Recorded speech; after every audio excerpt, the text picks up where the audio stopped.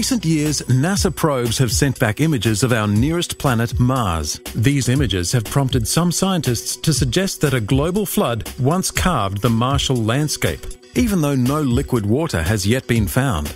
The Bible records an event that certainly sounds like a global flood on Earth. Genesis records that all the high mountains under the entire heavens were covered. Jesus himself, referring to those not on Noah's Ark, said, "The flood came and took them all away." Unlike the elusive water on Mars, water covers 70% of the Earth's surface, and water-deposited sedimentary rock covers much of the land surface. So isn't it strange that many people who are open to the possibility of a global flood on Mars, despite the absence of water, immediately dismiss any suggestion that a global flood occurred on Earth?